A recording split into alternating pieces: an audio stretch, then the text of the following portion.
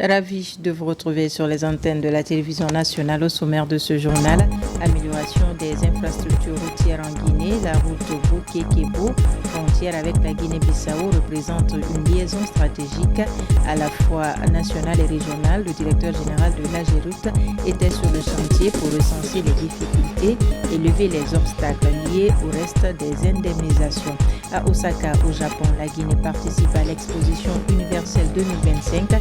Plus de 24 entreprises locales sont représentées à ce rendez-vous pour promouvoir le Made in Guinée. Et puis, les fidèles chrétiens ont célébré le dimanche des Rameaux, une fête qui commémore l'entrée de Jésus-Christ à Jérusalem. À cette occasion, les fidèles chrétiens de la capitale et de l'intérieur du pays se sont donné rendez-vous dans les différentes églises pour faire des prières. C'est tout pour les titres. Bonjour à tous et bienvenue dans ce 13h. Tout d'abord, le Forum international des secrétariats généraux du gouvernement a bouclé ses travaux. A été une véritable réussite de l'avis unanimement partagé des différents responsables gouvernementaux issus d'une quinzaine de pays. Avec ce forum de Conakry soutenu par l'Union européenne, les participants ont procédé à un partage d'expériences et décidé de poursuivre leur rapprochement au sein d'un réseau pour l'efficacité gouvernementale. Reportage à Thiernos Mandialo. Au bout de 3 jours d'échange, le premier forum international des secrétariats généraux du gouvernement organisé par la Guinée aboutit à la mise en place d'une plateforme d'échange à l'échelle continentale. La signature de la déclaration commune, un des moments marquants de cet événement, illustre l'engagement de tous les participants à continuer à travailler ensemble pour davantage rendre plus efficace la mise en œuvre des programmes gouvernementaux en renforçant partout le travail des secrétaires généraux des gouvernements. Notre famille des SGG, à travers la déclaration, a adopté et elle a instauré des mécanismes de solidarité entre ses membres par l'échange et le partage en matière d'expérience réussie dans l'exercice de nos compétences. Tout d'abord, c'est de remercier les autorités guinéennes, remercier mon homologue pour l'initiative qu'il a prise, mais aussi pour la parfaite organisation, et dire que c'était une très très belle initiative. Si elle n'existait pas, il fallait la créer. Ça a permis aux EGG de se connaître. Afin de poursuivre l'élan amorcé, la Guinée est désignée pour assurer durant 2 ans la présidence du réseau africain des secrétariats généraux du gouvernement avec pour siège Conakry. La première et la deuxième vice-présidence sont accordées respectivement au Tchad et au Maroc. Les secrétariats généraux du gouvernement constituent des structures d'appui technique administrative indispensable pour la continuité de l'action de l'État. Et donc, ce forum a avantage de faire en sorte que nous puissions partager des expériences. C'est une avancée majeure pour nous, le fait même de se réunir pour la première fois, chose qui n'existait pas avant, qui n'a jamais eu lieu. C'est ça la première avancée, se réunir, échanger, partager des bonnes pratiques, conclure par un cadre d'échange permanent. Je pense que c'est une avancée majeure. La prochaine rencontre du Forum international des secrétariats généraux du gouvernement aura lieu en Guinée en 2026. Je vous le disais dans les titres, amélioration des infrastructures routières en Guinée. La route Boké-Kébo, frontière avec la Guinée-Bissau, représente une liaison stratégique à la fois nationale et régionale, longue de 87 km. Elle est financée par la BID et la BAD. Sur le terrain, les travaux avancent à la satisfaction des autorités. De retour de Boké, Mamadi Terna Kamisoko. La route internationale Boké-Kébo à la frontière avec la Guinée-Bissau, longue de 87,3 km.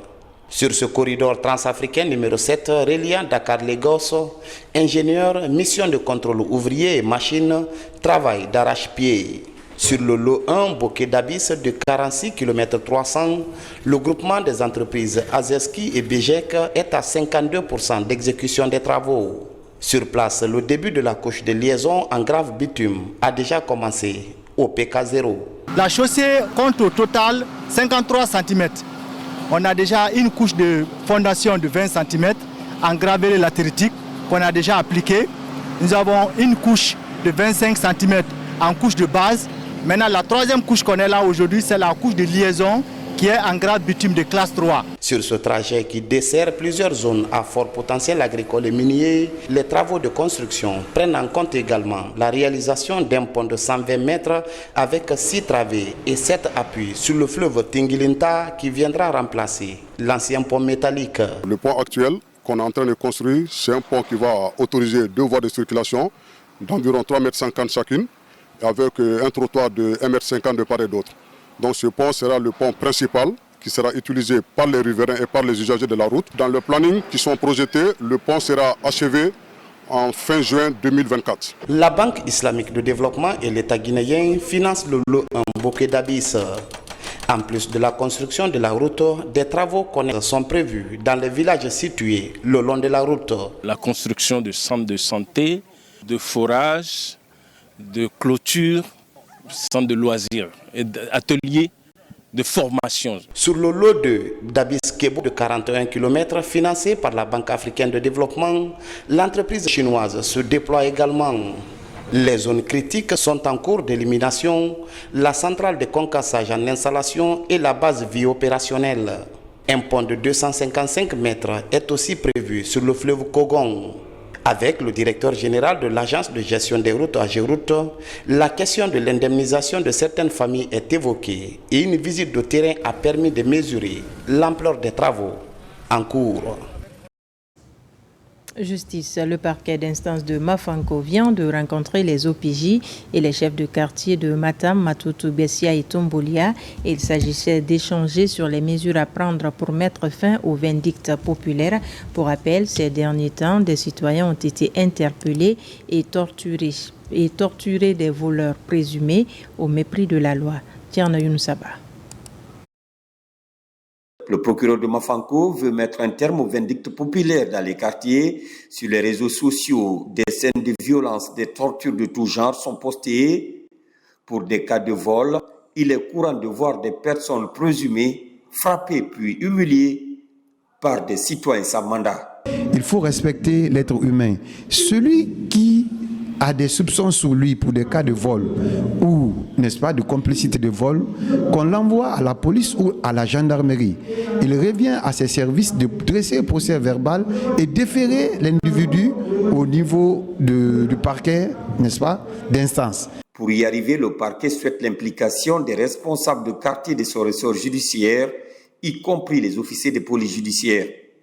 Ces acteurs sont donc sensibilisés sur la nécessité de protéger les droits des suspects tout en laissant la justice trancher. Nous, à notre niveau, en tant que chef de quartier, nous estimons qu'il faudra passer une grande sensibilisation en passant non seulement par la jeunesse de nos différents quartiers, mais aussi passer dans les lieux de culte, les mosquées et les églises, informant la population sur les conséquences graves des violences à l'égard des personnes. C'est une question de respect des droits de l'homme. Et le droit de l'homme étant transversal, il va sans dire que chacun puisse jouer son rôle pour faire asseoir un esprit de sécurité et de paix dans notre cité. Par cette rencontre, le parquet d'instance engage une lutte contre les actes de torture, un signal fort pour dissuader les citoyens à se rendre justice. Dans l'actualité également, le comité technique régional de la santé ouvre ses portes à Kankan. C'est le rendez-vous des acteurs et partenaires pour corriger certaines insuffisances au sein des structures sanitaires de la savane guinéenne. Des progrès encourageants sont aussi affichés pour motiver les indicateurs. Compte rendu Yamokaba. Au compte du deuxième semestre de l'année 2024, Kankan accueille le rendez-vous sanitaire régional pour corriger des imperfections. À la bibliothèque, Lansine Williams, des regards se croisent pour valider un nouveau plan de travail, exercice 2025. Au cœur du comité technique, exposer de nouvelles orientations sur l'ensemble des districts sanitaires de la savane guinéenne. Une évaluation des réalisations dans le domaine de la santé et ensuite faire l'état des lieux des interventions, ressortir les forces et les faiblesses des interventions dans le secteur de la santé, au niveau régional bien sûr, et ensuite faire des recommandations et à l'issue de cela, le ministère prendra des actions nécessaires avec tous les partenaires techniques et financiers qui l'accompagnent pour corriger les défis que nous allons relever au cours de ce comité technique. La particularité de ce comité technique régional, c'est l'accent qui doit être mis sur le travail collaboratif qu'il doit y avoir entre la santé et les autres sectoriels dans le cadre du One Health. L'élevage, l'environnement et la pêche. La synergie d'action est renforcée pour relever des défis spécifiques de la santé afin de soutenir efficacement le plan national de riposte contre les maladies. Aujourd'hui, il faut l'harmonie entre les trois éléments, c'est-à-dire la santé animale, humaine et la santé environnementale. Comme vous le savez, on est en train de parler du réchauffement climatique. Tant que ça se passe comme ça, les habitants ne seront pas à l'aise et ne seront pas confortables, ils ne seront pas en bonne santé. C'est pourquoi l'équilibre doit être assuré. Des bonnes nouvelles sont annoncées et les regards sont désormais tournés vers l'avenir. Le maître mot, faire du système sanitaire régional de Kankan une référence en matière de prise en charge et une priorité absolue pour les mois prochains. Inauguration du marché de collecte de Ditine, une infrastructure de grande capacité fruit du partenariat avec le Fonds international de développement agricole. Les autorités du ministère de l'Agriculture et de l'Élevage comptent pérenniser ce acquis pour mettre à la disposition des producteurs des infrastructures agro-pastorales qui apportent des solutions concrètes aux préoccupations des acteurs du développement rural. Fodé Camara. Après le lancement de la campagne agricole, place à l'agro-tour version Moyenne Guinée. Première étape, l'inauguration du marché de collecte des produits agricoles de Ditine. Entre autres compartiments, un bloc administratif, un hangar de transaction, un magasin de stockage et une aire de séchage.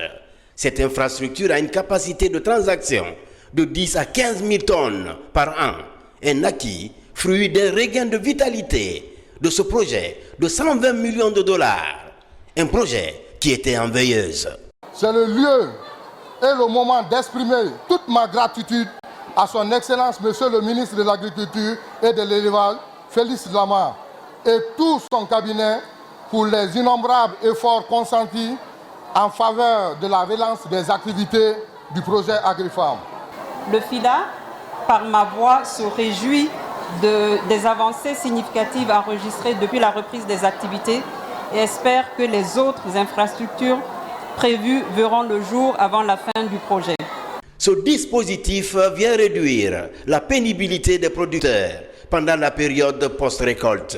Une réalisation du projet AgriFarm, Agriculture familiale, résilience et marché. Un projet financé par le gouvernement et le Fonds international de développement agricole. C'est au gouvernement du président de la République que nous tendons la main. Le général des corps d'armée, Mamadi Doumbouya. Sina Mamadi Doumbouya comme Mamadi Doumbouya.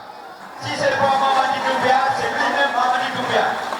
L'infrastructure que nous allons nous remettre aujourd'hui sera utilisée au bénéfice de la nation, sera utilisé au bénéfice de nos populations dans l'esprit de refondation et de développement. Les partenaires et les autorités du ministère de l'Agriculture et de l'Élevage comptent poursuivre cette dynamique. Ceci pour mettre à la disposition des producteurs des infrastructures agropastorales dignes du nom. La réalisation de cette infrastructure ici, qui est un marché, on va dire, de collecte de produits agricoles, va permettre la gestion et le traitement des produits agricoles ici sur cette plateforme-là et géré directement par les communautés, directement par les producteurs. Donc c'est un ouf de soulagement pour la communauté, les producteurs de Ditine qui se félicitent de la réalisation de cette infrastructure très importante sur une superficie de plus de 2 hectares. Ici à Ditine. En Moyenne Guinée et en Haute Guinée, le marché de collecte de Ditine vient s'ajouter aux autres marchés de collecte et de demi-gros. Autre chantier du projet d'agriculture familiale, la réalisation des ouvrages de franchissement et l'aménagement des plaines agricoles et des bassins versants. Autre titre de ce journal, au pays du soleil levant, plus précisément à Osaka, c'est parti pour les 6 mois de l'exposition universelle 2025.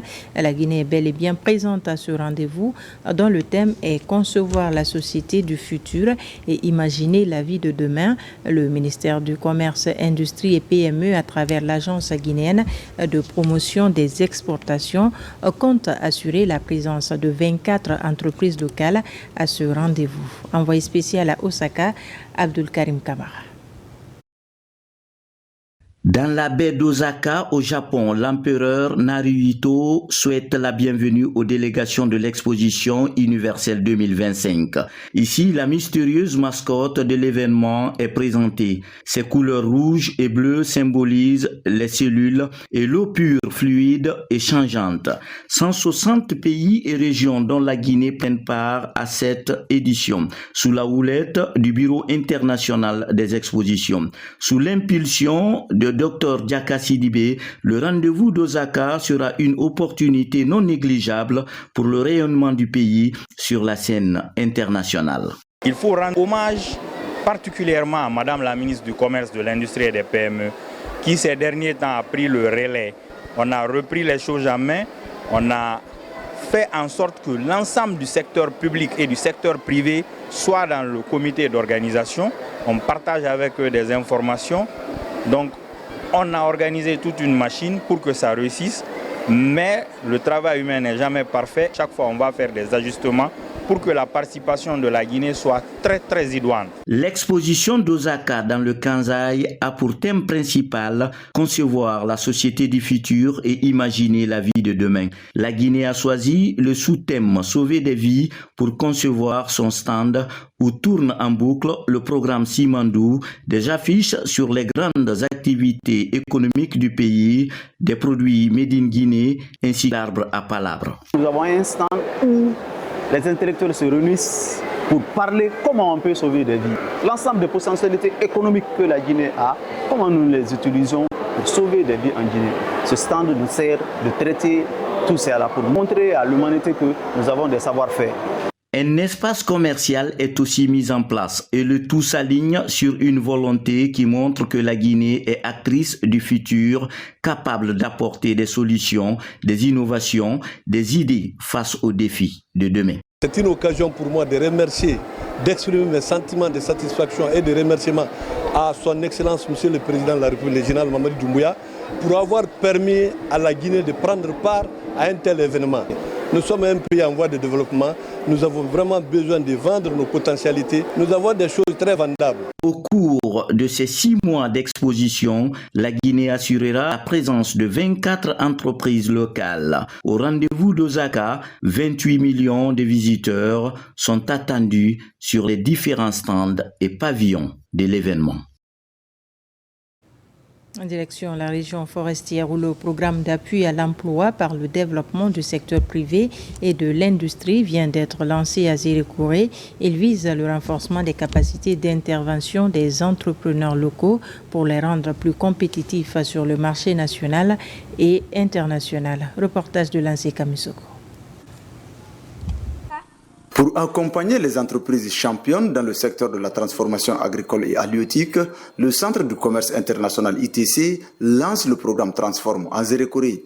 Plus d'une cinquantaine de responsables d'entreprises locales prennent part aux travaux. L'ambition est de les rendre plus compétitifs à la fois sur le marché national et international. C'est vraiment d'accompagner les entreprises qui sont dans le secteur de la transformation agricole et halieutique à être plus compétitives à la fois au niveau national, mais également qu'elles puissent être en capacité de plus facilement accéder aux marchés internationaux. Favoriser la spécialisation des entreprises locales dans la labellisation des produits de qualité est l'une des priorités de cette initiative soutenue par l'Union européenne. Sur le terrain, les participants louent déjà les premiers effets bénéfiques de cet accompagnement. Je remercie beaucoup le programme ITC, aussi le gouvernement, aussi la Banque mondiale, vraiment d'avoir passé aux femmes. Nous, on s'est créé des initiatives pour faire l'agriculture, ça fait sur la chaîne de valeur, production, transformation et commercialisation. Je suis planteur de 18 hectares et ce revenu me permet de m'occuper de ma famille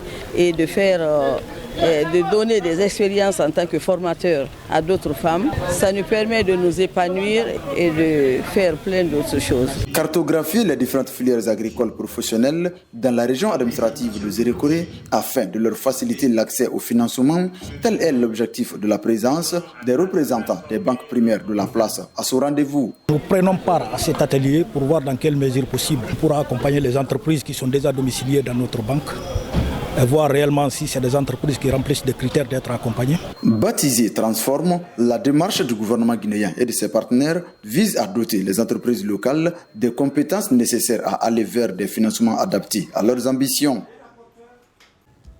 On en vient à la 5e édition du Grand Prix de poésie du lycée moderne Nelson Mandela qui vient de se tenir ici même à Conakry. Un exercice intellectuel qui a mis en compétition plusieurs écoles de Conakry. Il s'agit pour les initiateurs d'encourager les élèves à la lecture, de promouvoir la scolarisation des jeunes filles, mais aussi célébrer Elhaj Baladouno de son vivant, éponyme du dit prix. Bakari Bambakondi. Pour la 5e année consécutive, le lycée moderne Nelson Mandela a organisé le concours de poésie réunissant des élèves de plusieurs écoles de la capitale. Cette année, le thème choisi est l'éducation de la jeune fille et progrès des sociétés africaines. Une thématique qui met en lumière l'importance de l'éducation, notamment celle de la couche féminine dans le développement des communautés africaines. Nous sommes tous réunis ici et aujourd'hui encore pour témoigner notre engagement pour la promotion de la poésie dans nos milieux scolaires. Cette 5e édition, comme les éditions antérieures, sont des occasions spéciales qui nous permettent non seulement de célébrer notre père de son vivant, mais aussi de présenter des poètes connus et inconnus. Pour garantir la stabilité et le progrès social, toute société a besoin de l'ensemble de ses membres afin de donner l'opportunité à chacun de démontrer son potentiel. Les différents poèmes abordent divers aspects de l'éducation des filles, allant des difficultés rencontrées au succès obtenu, tout en mettant en exergue le rôle des élèves dans la société. Je me suis inspirée de ma mère qui n'a jamais été à l'école. Maintenant, je me suis dit de transmettre ce message à mon grand-père qui ne lui a jamais instruit. J'ai dit à mes amis de venir s'inscrire pour acquérir de la connaissance. Le prix est dénommé Elhaj Baladouno, fondateur du complexe scolaire Nelson Mandela. Je suis plein d'émotions parce que j'imagine comment une de mes filles a pu percer ainsi pour réaliser de mon vivant cette œuvre. L'œuvre qu'elle est en train d'accomplir est la continuation de ce que j'ai commencé à faire. Je souhaite vraiment qu'après moi, Mandela continue à briller de mille feux. Après délibération du jury, le premier prix Elhaj Baladouno de cette 5e édition est revenu à l'établissement Simlapi à travers Memouna Traoré, élève en terminale sciences sociales. Pour terminer ce 13 avril, les fidèles chrétiens ont célébré le dimanche des Rameaux, une fête qui commémore l'entrée de Jésus-Christ à Jérusalem. À cette occasion, les fidèles chrétiens de la capitale et de l'intérieur du pays se sont donné rendez-vous dans les différentes églises pour faire des prières. Aïssata Marshall, Pierre Massadouno. Cette commémoration marque la rentrée triomphale de Jésus-Christ à Jérusalem sur un âne avec des chants d'acclamation. Hosanna au plus haut des cieux. Fils de David, béni soit celui qui vient. Ce dimanche des Rameaux et de la Passion a été fêté à la paroisse Saint-Cyprien de Dixine sous le signe de la paix et de la responsabilité de tout un chacun. Dans son homélie, le curé de la paroisse appelle les fidèles à être des bons exemples dans leur milieu de vie. Chers frères et sœurs en Christ, essayons ces jours-ci de réfléchir sur l'amour de Dieu, sur la passion et la mort du Christ, sur notre responsabilité. Préparons-nous au repentir et à la confession pour ressusciter avec le Christ le jour de la Pâque. Le dimanche des Rameaux est un dimanche très important dans la liturgie catholique parce qu'il nous introduit à cette grande semaine appelée Semaine Sainte et ce temps de silence du tombeau qui va nous introduire à la résurrection le dimanche. Ce dimanche, à la paroisse Sainte-Odile de Simbaya, les fidèles se sont mobilisés pour fêter les Rameaux. Ils ont effectué une marche de prière le long des rails, en cours 5 jusqu'à l'église Sainte-Odile pour implorer la grâce du Seigneur Jésus-Christ. Nous rentrerons dans une semaine sainte pour reconnaître notre faiblesse, pour encore demander à Dieu de nous affermir, de nous donner la force, d'avoir pitié de nous. Fêtant ce dimanche des rameaux et de la passion de notre Seigneur Jésus-Christ, chaque chrétien convaincu et convaincant de sa foi doit entrer en lui-même, opérer un miracle de changement pour aller vers la semaine sainte en étant disposé à ressusciter avec le Christ. C'est une foule qui s'est rassemblée ce dimanche matin à la paroisse Sainte Trinité de Coléa pour célébrer la fête des rameaux. Le révérend Père Moïse Augustin Sanders a, dans son homélie, expliqué le sens de la passion du Christ. L'occasion est mise à profit ce matin pour tous les Guinéens, en particulier pour nous chrétiens anglicans, d'aimer son prochain sans démagogie, à l'image de Christ ou comme Jésus qui va se sacrifier pour l'humanité pour le rachat du péché. Ce que le prêtre a dit, c'est ce que nous devons faire.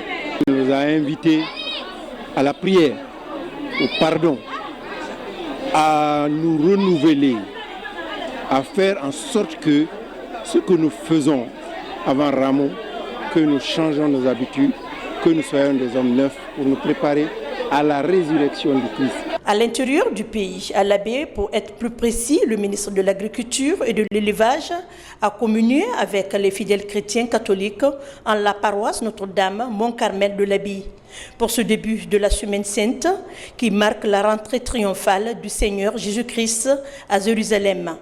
À cette occasion, le curé a rappelé l'importance de la bonne cohabitation entre les Guinéens. Autre rappel solennel, le rôle des administrateurs dans le développement de la Guinée. Ce qui m'a surtout marqué durant l'homélie du prêtre, c'était le service. Ceux qui sont responsables, ceux qui sont dirigeants doivent être au service de leur nation, au service de l'autre. Et donc c'est un message qui m'a interpellé en tant que ministre de la République. Et nous avons profité de cette célébration pour prier pour l'ensemble du pays, pour la quiétude sociale, prier également pour l'ensemble des dirigeants de notre pays, afin que notre pays aille de l'avant. Cette solennité chrétienne précède la célébration pascale et marque le début de la Semaine Sainte, la dernière semaine du carême, moment de prière, de partage et de pardon. Voilà qui met fin à ce journal. Merci de nous avoir reçus chez vous. L'actualité se poursuit sur notre site le www.rtgguinée.info. On se retrouve à 17h pour d'autres informations de la Guinée, notre paradis, terre de richesse et d'innovation.